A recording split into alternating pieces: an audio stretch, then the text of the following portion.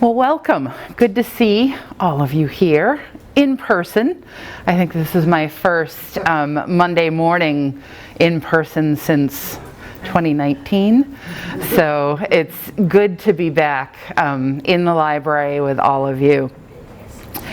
So I'm really excited to be here with all of you because I have presented this lecture in one form or another over 60 times. I think this is actually number 60. And so I know the exhibit, I know the presentation like the back of my hand, but the reason why it's so important to me now is even though I've presented to the Chicago archivists and the National Council on Public History and Congressman Seth Moulton, I'm here in Beverly presenting Beverly history.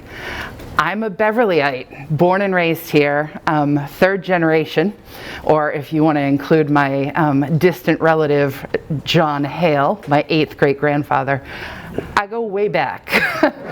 And so to be here in Beverly to present such vital history is incredibly important to me, and to have all of you come to join me to talk about this and the way that Historic Beverly has captured this history and continues to capture this history is something that is really exciting for me. So I really have looked forward to being here this morning. So thank you all so much. So what we're going to do this morning is we're going to take a look at kind of the lead up to the online exhibit that we have on our webpage, free, open to the public. Anybody can access it from all over the world. It launched at the end of 2019, December of 2019. We geared up, ready to go. We're ready to spread it far and wide. We're getting our marketing materials together. We have our pre-activities for anybody who wants to bring it into the classroom. We have our post-activities for anybody who is using it in the classroom. And then March 2020. So we've been kind of dead in the water since then, but I've been doing my best to try and share this everywhere. And that's because of the time and effort that went into actually curating and putting this very first online exhibit for Historic Beverly together. I want to be respectful of our time, and so I just want to jump right on in, if that's okay. Can everybody hear me? Awesome. I was a preschool teacher, so I can project. All right, so to begin, I'll give a little bit of a history about the background of Historic Beverly, and why we decided to do an online exhibit.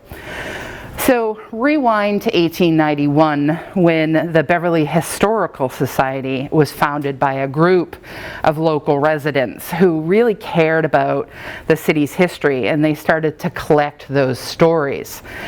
Today, that collection boasts nearly 1 million objects, and that does include 3 historic properties that you see here on the screen.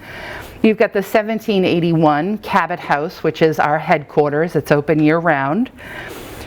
And that Cabot House is also a regional visitor center, and it is the location where we rotate our exhibits, our programs, and do all of our events. And we also offer our research services in our very extensive archive. In 1932, the Society acquired the 17th century Balch House, which is seen here, that brown house on the upper left. It was acquired from a group of Balch family members and preservationists. Now, John Balch was one of the first settlers of Beverly, and Balch descendants remain important contributors to the organization and the house. In 1937, we acquired Hale Farm from Hale descendants. That's the yellow house in the upper right-hand corner. The farm includes the 1694 structure built for Hale, John Hale, the Beverly's first minister. And the property reflects not only the 17th century witchcraft trials, which Reverend Hale was deeply involved in, its long association with one family illustrates the evolution of the community. The reason why I end with the Hale house in presenting our properties is because the Reverend Hale property does become a discussion in this topic today, because the Hale property did have enslaved on the land. So let's talk a little bit about our mission. So we rebranded in June of 2017. We were the Beverly Historical Society, and now we're Historic Beverly.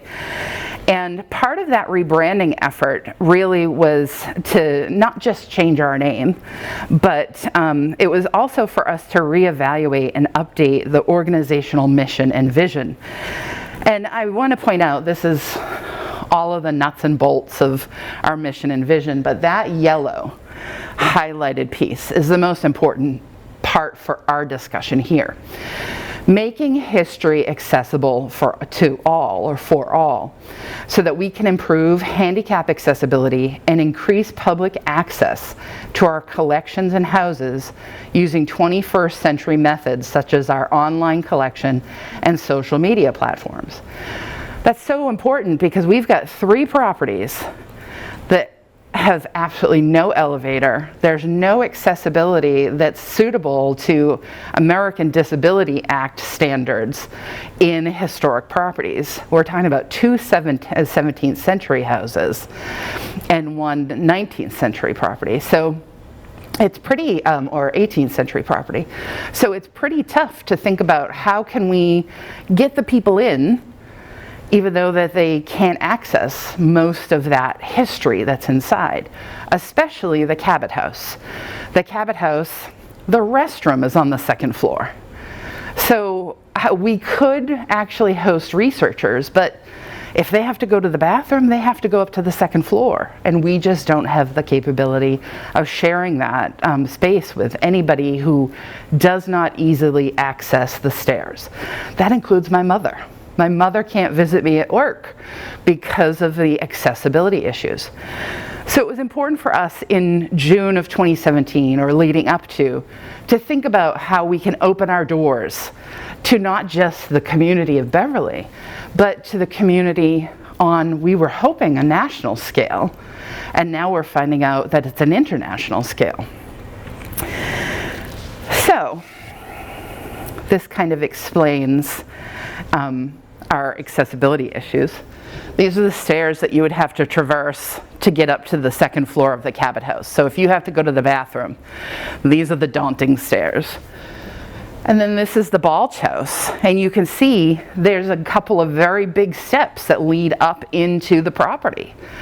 And so the accessibility of those houses is really, really difficult. So in the summer of 2018, so this is the summer right after we do the big rebranding, we received a substantial gift of archival material. This gift contained dozens of documents covering the enslaved of Beverly. Seen here on the left is a silhouette from that collection. The silhouette of it is of a young boy, Brutus Julius Mozambique. Also included in this gift are a passport, indentured papers, and images of Brutus Larcom, who is Brutus Julius Mozambique, along with the will and a petition for freedom from an enslaved woman, Juno Larcom. Starting to sound very Beverly familiar, right? Larcoms. We're going to hear a lot of those old Beverly names throughout this presentation. It was this gift of archival material that was the seed of life to this online exhibit. Up to this point, we were consistently adding to our online database. So for those of you who might not know, you can go onto the Historic Beverly website and access our online collection. We started off with 15,000, that's 15,000 pieces of June of 2017. As of last week, we're over 60,000. So you can go on to our collection and start looking at objects that we have. Again, making history accessible to anyone.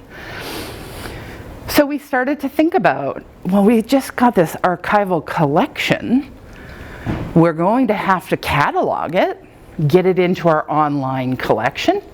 Why not make an online exhibit?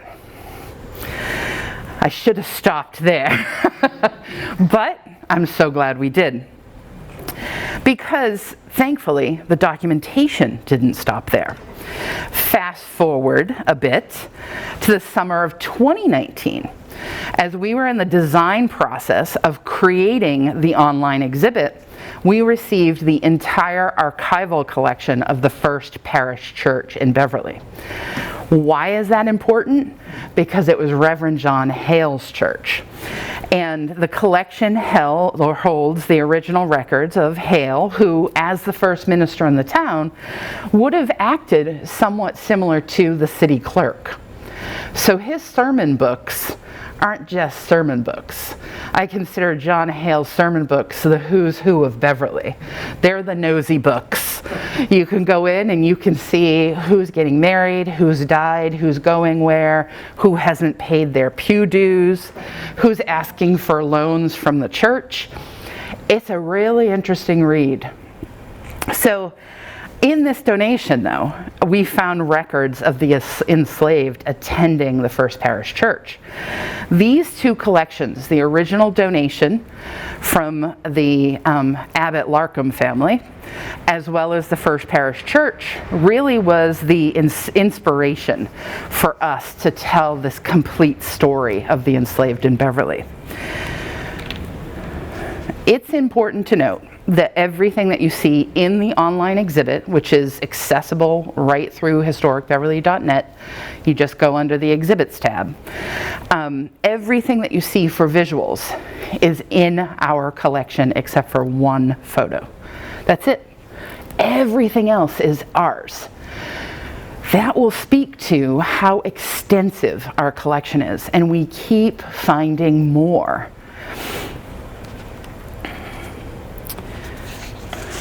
We can take a look at some of the contents that are used in the exhibit and how we're able to tell complete stories with our collection.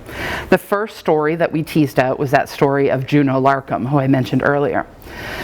Years earlier, Historic Beverly had published a newsletter article on Juno, so it was really important for us to include her story. That was the only time that we had mentioned any type of enslaved history that we know of in any of our print publications. And so it was also important for us to include kind of that true fabric of her life here, and that was looking at her family and looking at her life in general and her family's life in general. And it was no hesitation to us, based on the archival findings that we had, we could actually do it. So we knew that if we could just tell Juno's story, that would be a success. But as we started to peel back the onion on all of those layers, it just kept getting bigger. And that's why Set at Liberty, the online exhibit, is so big. It's very beefy and substantial. And at times, for some viewers, especially, high schoolers, it's hard to get through for so many reasons. And we'll talk about that in a minute. So, using the records that we have in Historic Beverly, along with the First Parish Church records, and then along with anything that we could find in the Essex County probate records, we were able to do a little detective work to find out where enslaved Juno Larkham and her family lived. I advanced too far. And you see that here. And so they lived here on the left in 1775, until 1775.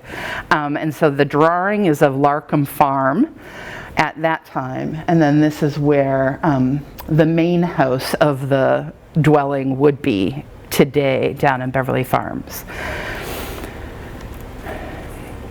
We also uncovered when and where she attended church. So she attended at the this church building up until the new construction of this building in 1772.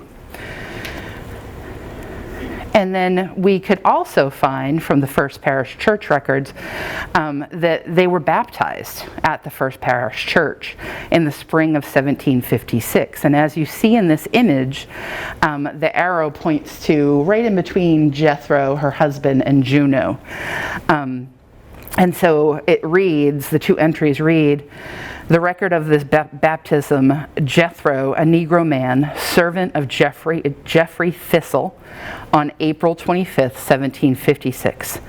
And immediately underneath it says, and of Juno, a Negro woman, servant of David Larkham, on May 9th, 1756.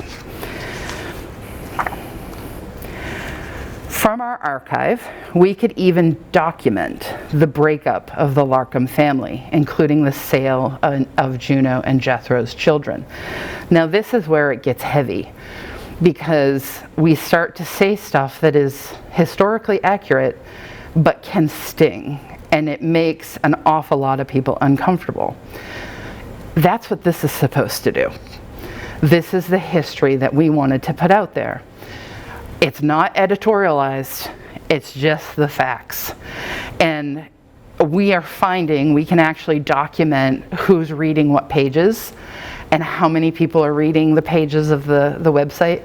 And when we start to get to the stuff that is really difficult to get through, the difficult histories, we're finding that people are starting to wane off. And so this is where additional exhibits are coming about, and I'll talk about that at the end. But we start to talk about the breakup of her family. One of Juno and Jethro's sons, Caesar, was sold when he was 17 to Thomas Davis, who was a wealthy Beverly merchant, who paid £40 for him. 16 years later, David Larkham sold two more of Juno and Jethro's children. Reuben, at the age of 12, was sold to the wealthy Beverly farmer James Thistle. And then Flora, age 14, was sold to a man from New York. You could see here in the bill of sale that we have in our collection for Reuben, that is signed by David Larkham at the bottom. It states that in the middle there's a highlighted section and it says, my Negro boy named Reuben. That's truly a passage of property. This is tough. This is, 60 presentations in, and it still really is difficult to talk about. Because this must be heartbreaking for two parents to know that they're losing their children. Flora is going to New York. Do you think Juno and Jethro will see them again? There's no way for Juno or Jethro to track their children. And there has to be a point where they're just fed up. And this is hard to talk about because you don't necessarily think about this in everyday life. And so they do get fed up. Other details of Juno's time in Beverly include the miraculous story of Juno taking a stand against her owner. A woman, a black woman, taking a stand against her owner. The breakup of Juno's family and the prospect of more of her children being sold seems to have prompted her to take the unusual step of taking David Larkham to court. She charged him with trespass and assault, stating that she and her family were seized with force of arms and imprisonment and kept in slavery against her will. In Juno's lawsuit, if Juno's lawsuit succeeded, there was no way to be sure that they could find work to support themselves as free people. If it failed, she would have had to continue working for a man she had charged with attacking her and enslaving both her and her family. Juno's case was put before the Essex County Court in Salem in July of 1774. And heard in November of the same year. In her petition from November of 1774, she states, "Please, Your Honor, my mother come to Captain Henry Herrick 50-odd year ago, and my mother was an engine woman. She come from Roanoke in North Carolina, my mistress tells me, and other people, and I have served her 46 year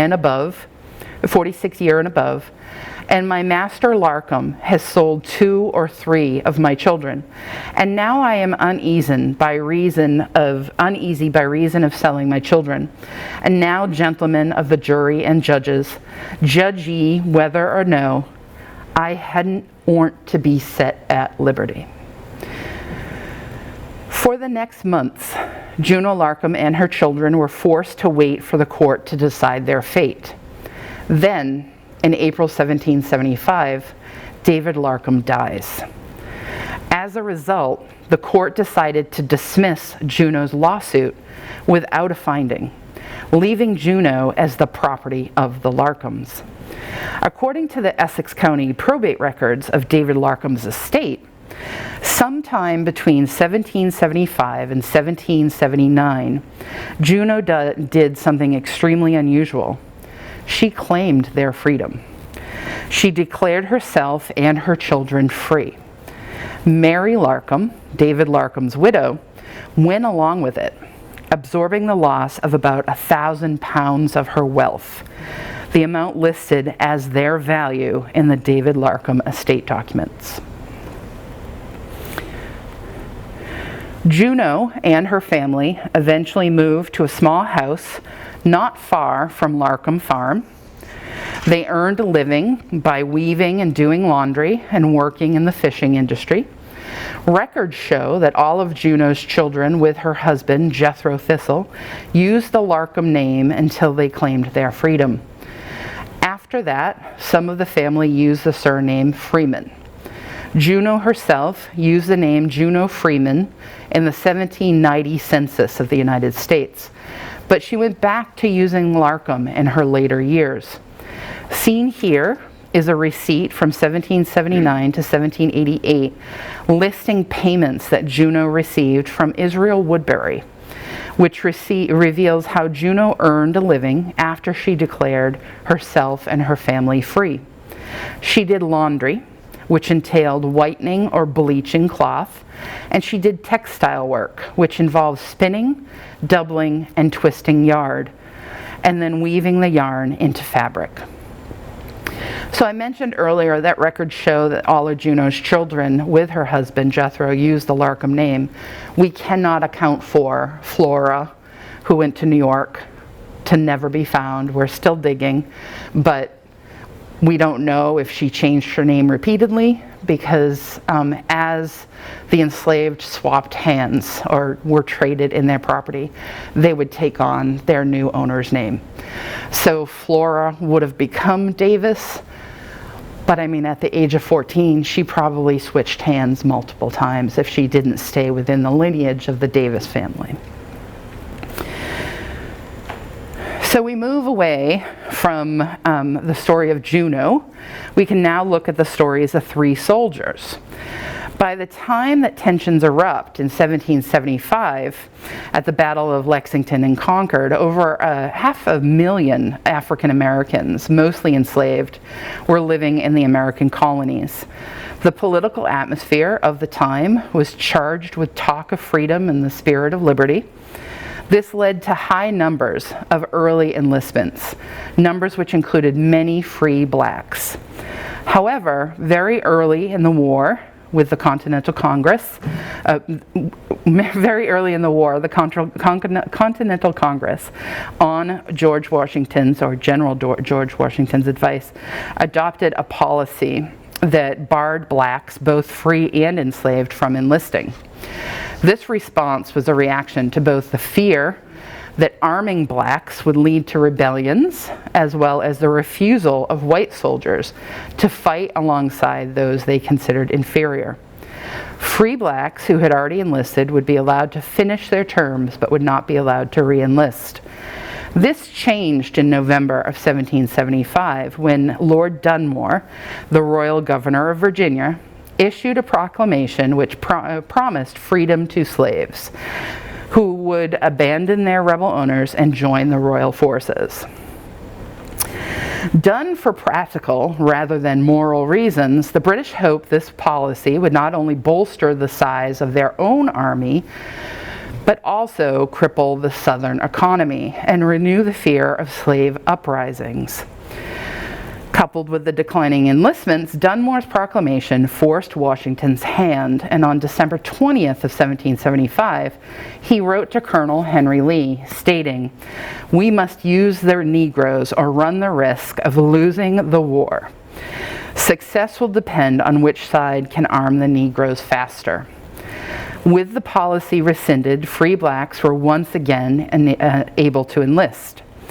The enslaved were subject to the demands of their owners and were often given to the army in exchange for an enlistment bounty, or used as substitutes for masters and their sons who did not want to serve. Based on a variety of sources, including original documents in our collection, we know that the story of three soldiers from Beverly who participated in this war. We've got Private Aesop Hale, Private Jethro Thistle, and Private Caesar Russell. When he was a boy, Aesop Hale was owned by Colonel Robert Hale of Beverly. Hale's estate, which would be the Hale House, was apprised on May 14th, 1767, included 2 old Negroes named Caesar and Rose, and 2 Negro boys named Hector and Aesop. You can see this detail listed here at the top of the screen, those 2 lines. When Colonel Hale died, he willed Aesop to his son-in-law Joseph Gilman. There's no evidence that Aesop was ever given his freedom. In 1775, he married Dinah Larcom, the daughter of former enslaved Juno and Jethro, and they had 1 son. In February of 1776, Aesop joined Colonel John Glover's 14th Regiment, serving in Captain Moses Brown's company in Beverly.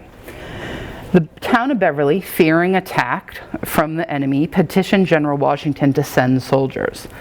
Because the port of Beverly served as the base for the fleet of privateers who were capturing British ships and providing vital supplies to the Americans, the general complied and sent Glover's 14th Regiment. In addition to keeping the British at bay, the men trained intensively to prepare for the battles ahead. On July 17, 1776, the regiment was called together to hear their commander read the Declaration of Independence at what is now Independence Park on Lothrop Street. Aesop Hale, his fellow soldiers, and the citizens of the town of Beverly were among the first in Massachusetts to hear the formal statement by the 13 colonies establishing their right to form their own government. Aesop finished his military service in August of 1776. Soon after, Glover's 14th Regiment left Beverly to join Washington in New York, and Aesop died before 1778.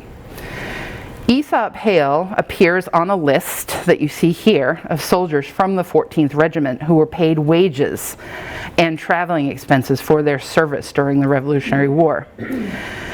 The exciting thing about this piece is, I don't know if you can see, but he signed his name, which is not normal or a norm for any enslaved. They wouldn't have necessarily learned how to read or write. So we can see here, because everybody who would sign for their wages would sign their name. If he didn't know how to sign his name, he would have put an X, and then someone would have written in his name for him.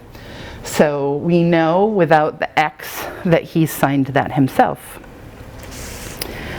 Moving on to Jethro. Now, I had spoken about Jethro earlier when speaking about Juno, his wife.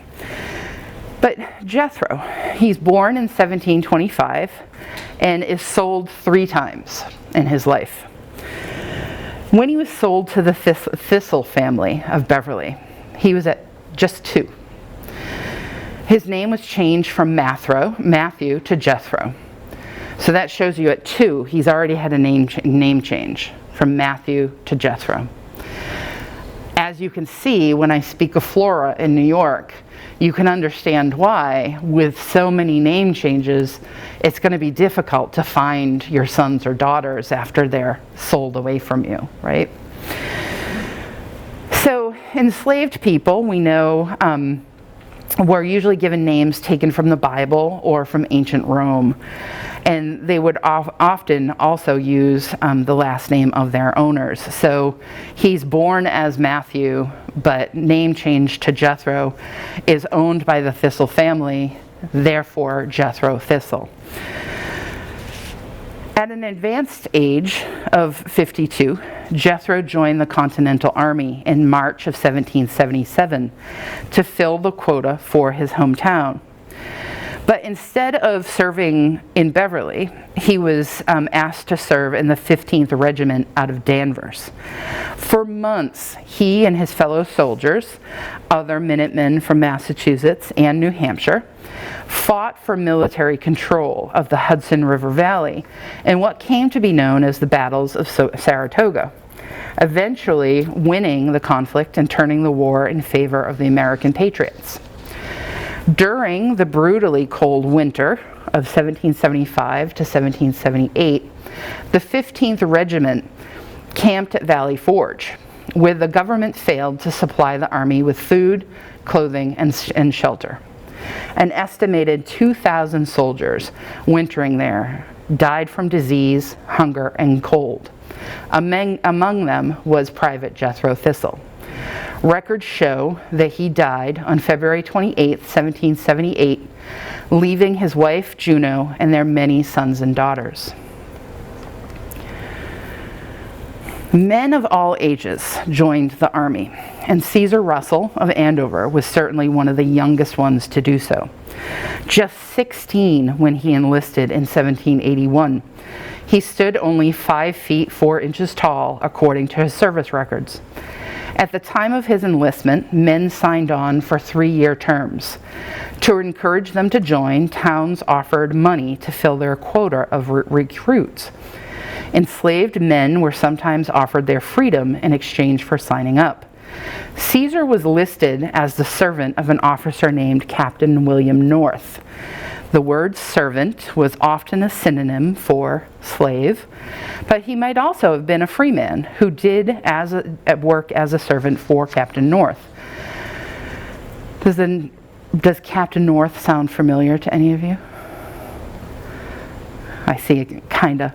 So North was the aide-de-camp, or the assistant to Major General von Steuben, who was a member of General George Washington's staff and played an important role in improving camp conditions at Valley Forge and developing and implementing military training for troops. At 19, Caesar Russell finished his service in the Continental Army as a private. He and his wife Sally moved to Beverly after the war, where their 5 daughters were born. They lived here for the next 20 years, during which time Caesar supported his family by working as a cook on trading vessels, one of which was the ship Mary. What you see here is his signature in a ship log of the ship Mary. It was not common for the enslaved to know how to write, so it's interesting to note that we have a second enslaved individual who knows how to sign their name. And this brings us full circle. This brings us back to Brutus, who I presented at the beginning of the talk. In 1750, David Larcom married the widow Mary Herrick West, who brought to her marriage an enslaved woman named Juno, whose story we reviewed earlier. It was at this time that Juno became known as Juno Larcom, which established a very strong black Juno family, a Larcom family in Beverly. A generation later, Brutus of Mozambique came to the Larcom family as an enslaved African purchased by Captain Henry Herrick. Larcom. It's all the Beverly names. Sometime between 1815 and 1819, the boy who would come to be known as Brutus was born into slavery in the African country of Mozambique. By 1825, he was living in Brazil, where he was purchased by Captain Henry Larcom, a Beverly sea captain on a trading voyage to Brazil. Captain Larcom and his wife Fanny, who later renamed the boy Julius Caesar Larcom, a reference to Greek and Roman mythology there. She planned to train the boy as an indentured house servant.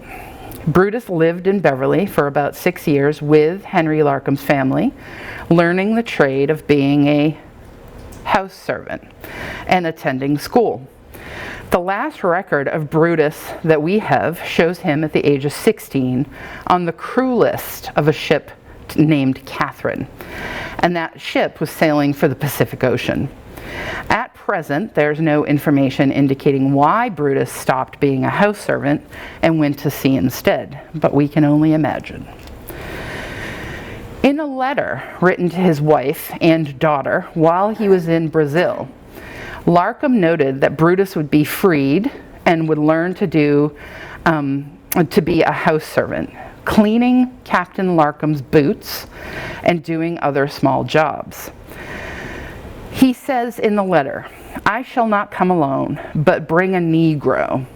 And it's interesting, if you look at how he spells out Negro, N period, E period, G period, R period, O period.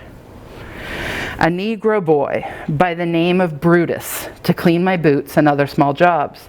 He was born in Africa and is a slave, but will be free at the moment he treads on the soil of our country. 10 doubloons was paid for him, about one for every year of his age. I suppose you'll scowl, but never mind. We hold all men are born and free and equal. Do you think Brutus was brought to the United States to be a free man for? No, not at all. It was an ease of Larcom's mind to say that he would be a servant, but truly he was a slave. Indentured papers, or the apprenticeship papers that we have, were written. This was a contract stating that Brutus would remain a servant of the Larcoms for the next 15 years, learning his trade. In addition, he would be taught to read and write. When Brutus finished his indenture, Captain Larcom promised to provide him with 2 suits of clothing, at least one which would be new. This was a standard indenture contract for a child. Adults were indentured for shorter periods of time, usually between 3 to 10 years. Apparently, Brutus did not live long enough to complete his indenture. Which leads us to Portius. Unfortunately, I will not be able to walk you through all of the stories that are on the online exhibit, and which we should actually speak volumes to the content that's in that exhibit. And the stories that we can tell with our collection. But you've got stories of Chloe Turner, stories of Caesar Larcom Davis. They remain left for you to explore in the exhibit, but it's important to note that there are even more stories left to be told outside of this exhibit. We're currently working on processing our maritime records to identify the enslaved that were brought and sold during the Triangle Trade and who were from Beverly as part of that activity. So far, we have over 30 receipts documenting that history. We also know of references in our collection of at least 26 other named and unnamed blacks enslaved in prominent Beverly homes whose narratives are not in this exhibit.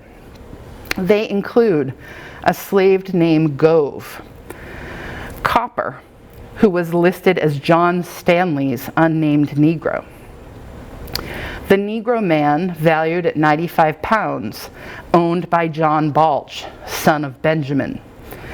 Portius, a 10-year-old girl sold to Captain William Bartlett in 1769, whose bill of sale you see here on the screen.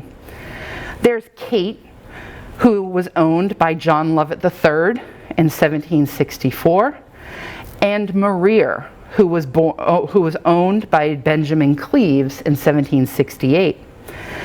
These are the histories that are waiting to be told, and these are the histories that will no longer be silenced.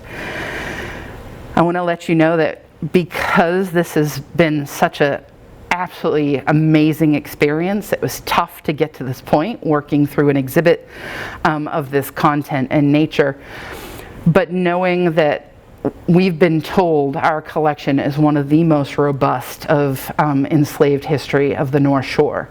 That's been told to us by the lead curator of the National African American History Museum, part of the Smithsonian, who keeps coming up to see everything that we have in our collection.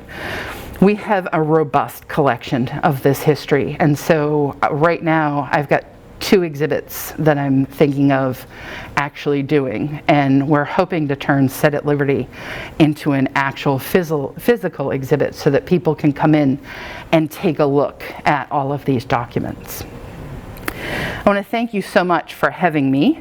It was an honor to be here presenting to Beverly, and I have left some time because I know that there's going to be some questions, and so I want to make sure that I can answer as much as I can. Yes? Well, I had several questions. Juno's petition to be set free, I didn't think she knew how to write. So, Write it? No, so that is a transcript of the petition that went to the court. The only thing that is actually of Juno is the X. So who wrote it? It would probably be the representation of her in the court system. It's written like what a black would write. So it would be transcribed from what Juno is saying. Oh, okay. So. Yeah, another thing concerning, I saw the name Rantoul when we were talking about Ethan. I saw the name Rantoul somewhere. What does he have to do with it? So Rantoul was really incredibly a really incredibly important person to who helped anybody who he helped with the poorhouse. He would do true census taking of the city to determine how many minorities were in the city. So when you read any of Rantoul's papers and kind of compare them with the Massachusetts census, Rantoul's documentation is actually a little more accurate because he has the focus on the city. So Rantoul, we always look to his works for any type of information, for confirmation in numbers and whatnot. So some of these people were taught to read and write. Yes, yes. My only other one had to do with the stairs and why you couldn't put a chairlift in. Is it because of historic, you need to go through a system of getting from it? Yes. That's what I thought. Everything that we do to any 3 of the properties has to go in front of the city. Yes. They couldn't make changes unless they got permission from the historic. Exactly. I thought it was that. Exactly. So even if we want to bring a property back to its original, like we're trying to do at the Hale House, we have to actually present that to the city to make sure that it's okay for us to do. Has anybody taken an interest in looking at the documents and studying to write a book? Oh, yes. Yes. Oh, there are people. Yes. Okay, I was wondering there would be. So the flip side of actually putting this online is the fact that it did open up this history to, I mentioned that we were hoping that it would open up the history nationally, but we've actually heard from people over in England and in Australia who have seen the exhibit. They have so many questions. At the time when we weren't in COVID, they were planning trips to come to Beverly to see the collection. So it really has opened up the accessibility. It's done exactly what we wanted it to do. And it's shown us what we can do digitally. You know, from the comfort of your own home, wherever you are, you can actually read this history, which is nice. And you can also do it at your own pace. So if you want to just do 1 page a week, You know, it's whatever works for you, and that's what's so nice about not having it in a physical space, because you don't have to rush through it, and you know, you could get tired standing and hanging out in a room so long. So this way, you know, you can sit with an iPad, your laptop, however you want to do it, and just take your time to absorb it. One last question. Yes? Do you know how many more children do you know had after the sale of the fleet? Because you mentioned other children. So we're thinking it was close to 8 total. 8 total. So, and that would be the 3 that got sold. But we only know of the ones while she's, the documentation of her time enslaved. We don't know of the ones leading up to that documentation. So it might be more. Yes. Is there any possibility that a person might have been taught how to sign their name without necessarily being taught to read and write? Most definitely. So the question was, is there a possibility that a person an enslaved would be taught how to sign their name and not necessarily how to read and write? And that's a definite. Because wasn't it against the law for them to learn how to read and write? To some extent, yes. I wondered if any of the slaves that remain here, are they buried in Central Cemetery? Or graves anywhere? So that's a fantastic question. We've done some digging. Specifically, we're looking for Juno. We believe that Juno is in Central, but it's an unmarked grave. So we're going to do some more investigation into that. But other than that, I mean, the enslaved were not obviously treated fairly, so they're not going to get the proper burials that we would think of. So, yes. Where did the donated materials come from? You said that you had this. The first gift that came to us came from a Larkham family. Okay. So, which is, I mean, you couldn't have more of a stamp of approval to share this history than from the Larkham family. And it's because of them that, you know, They just had it in one of their houses? I mean... So it's interesting. The gentleman who gifted it to us truly is, I think, an archivist at heart, even though he wasn't, because the whole entire thing came to us digitized, transcribed, and on a thumb drive with the originals. It was a dream gift, an absolute dream gift. And so, you know, we didn't have to do an awful lot of the work.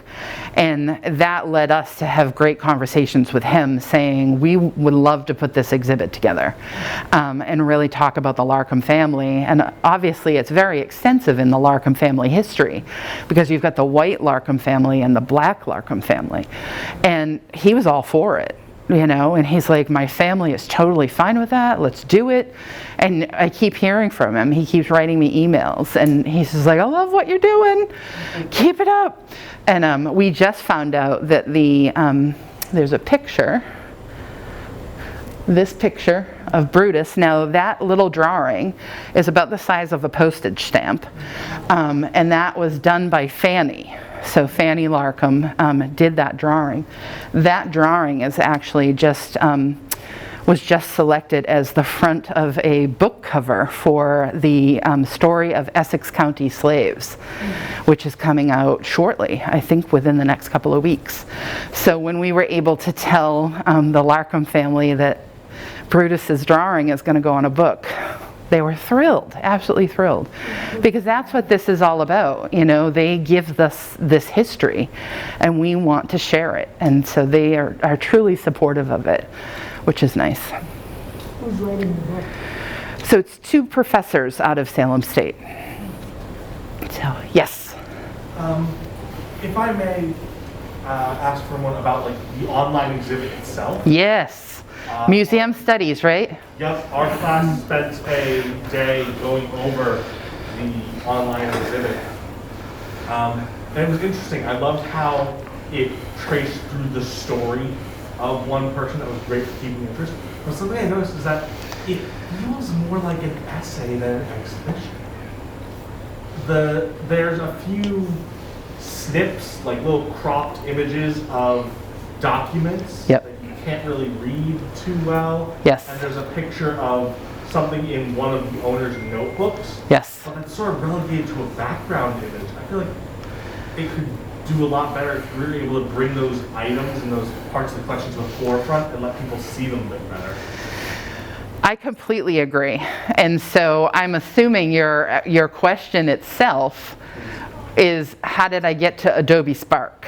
More so, do you have any plans on revising or improving the online exhibition If we get- to show more of the actual collection? If we get money.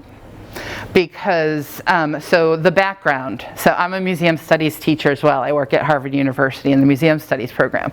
So I love the fact that museum studies students are in the audience right now. So when we wanted to do this, my first task was to find out how much it was going to cost. And that meant that I needed to look at what platforms we could use.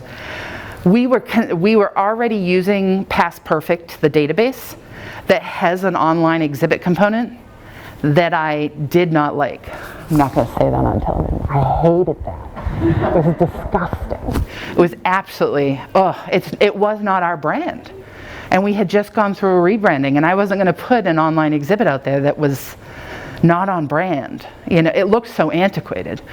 So I spent a good portion of half of a year looking at other online exhibits. Now you've got to remember, this is 2018.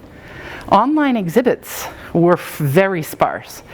So I started to look at all of these other museums that were doing online exhibits, and they were pricey. I was pricing it out, and it was hosting for $1,500 a year.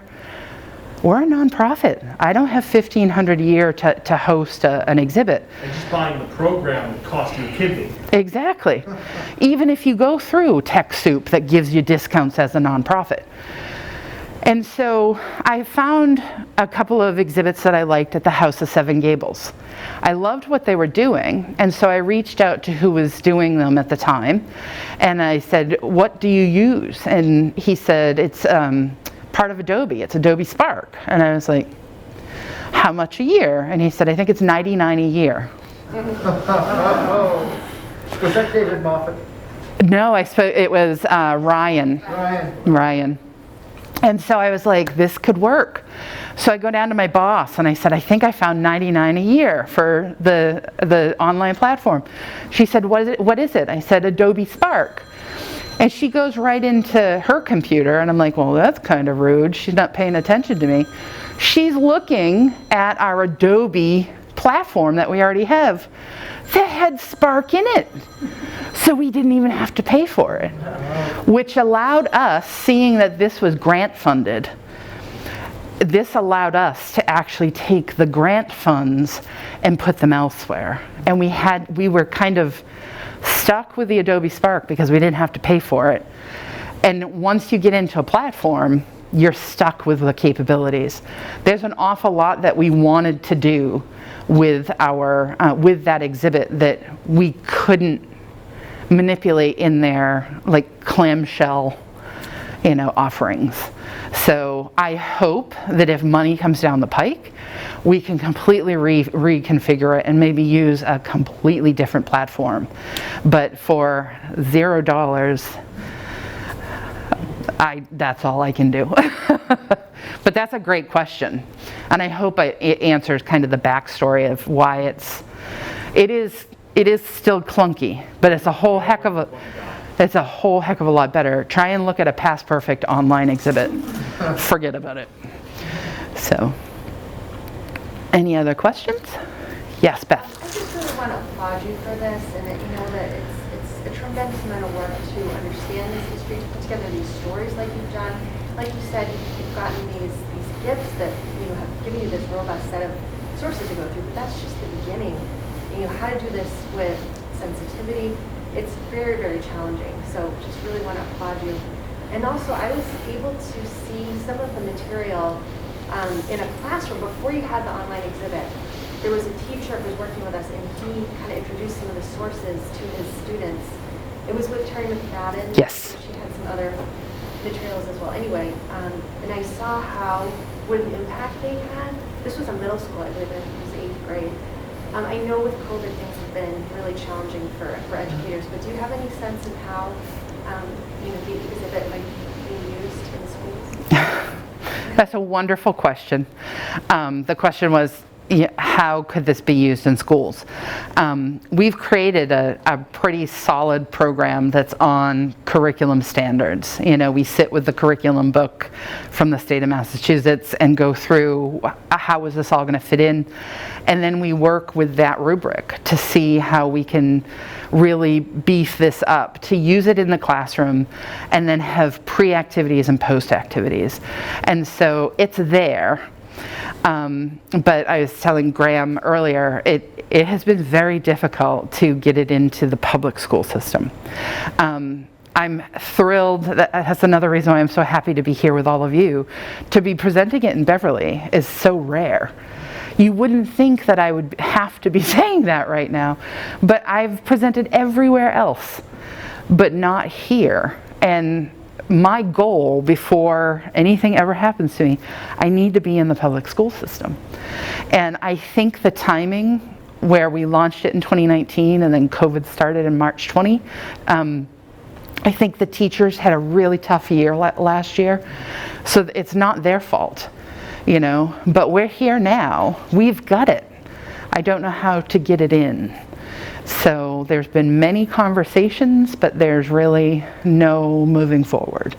So here's hoping that spring's eternal and we can get into the classrooms, but I'm not 100% sure. But we've got very robust programs for this, and we also just launched another online exhibit, which is on the Cabot House archaeology. And so if you're into archaeology and archaeology digs, we've got that online too. So we're going to try and launch an online exhibit once a year. And to follow up on your comment, Beth, about putting this together. So for this to be, and this is to the museum studies students specifically, heed my advice. This was a very difficult topic to embrace as our first online exhibit, because putting an exhibit like this together is already difficult enough. Add the whole technology side of things. I'm a curator, I'm a collections manager. I'm lucky I can do PowerPoint. So then to add the whole aspect of designing it with a designer was outside of my scope of capabilities. Then writing it. And we had a very large, and you should know, this was created by 3 white women. And we realized, damn, what a mistake. We need to have multiple voices here. So we ended up with a very large vetting committee that we sent this out to and got very brutal feedback. I mean, there was one day where I think I was in the fetal position under my desk because it was just, but the best thing that I heard was from a retired professor at Salem State who was a professor in African American Studies. She was on the phone with me and she said, read that one sentence. And it was the sentence that said, Jethro thistle was sold at the age of 2. She said, read it again. Read it again. Jethro thistle was sold for the first time at the age of 2. The history speaks for itself. She said, go through this whole entire thing, read every line out loud, and whatever you are editorializing, take it out and let that history speak for itself, and that's what you get. I'm proud to say this does not sound like me. This is not me. It's not meant to be me. This is not my text. This is not my voice. This is history, and it will stand on its own long after I'm gone, and that's what's most important for me. And that was a big learning opportunity for us at Historic Beverly, that we'll never again have a committee of 3 white women dealing with a black topic. But I think it still stands on its own, and I'm thankful for that vetting committee, for that brutal honesty. Yes? I receive once a week from the Mass Historic Society, and they have different speakers. Have they approached you to include this in their program? Not yet. They haven't noticed it or? I'm sure that they have, because our executive director at Historic Beverly is part of their, one of their committees, so I'm sure that they have. They just haven't asked yet. So, yes. How could I see this? What's that? How can a person see this? So there's two ways that you can see this. One is you can go onto the online exhibit, online, at historicbeverly.net. You don't have to be a member? Nope, because it's free. So you can go right on to our website, historicbeverly.net, and it'll bring you right to this page. So you go right into exhibits, and it'll say Set at Liberty online exhibit, and you'll go and click right into it, and it'll take you right in there. If you want to see the stuff, you make an appointment with us, and we'll pull out all the documents. And you can actually don the white gloves, come in and look at all of the documents. So, Have you taken the documents, which has quite a cursive, and translated it into something we can read, a general typing font? so thankfully, like I mentioned, that initial donation from the Larkham family came completely transcribed. So that's all in printed form. There's only one document that we haven't tackled yet, and that's the Brutus's passport, because it's in Portuguese, and we don't. It's in Portuguese cursive. So I can either find someone who can translate it in Portuguese but can't read the cursive. So if anybody knows anybody who speaks Portuguese, can read Portuguese and cursive, that would be fantastic. Brazilians would help you. Right. You might try the Portuguese school in Peabody. Yeah. Oh, good idea. Yeah. Thank They have you. a very, very vibrant, original Azorean Portuguese Right. school in Peabody. that's Yeah. very Fantastic. active. Thank you. A lot of elders that would be able to do that. Thank you so much. Well, thank you all again for coming out. I appreciate it. Thank you.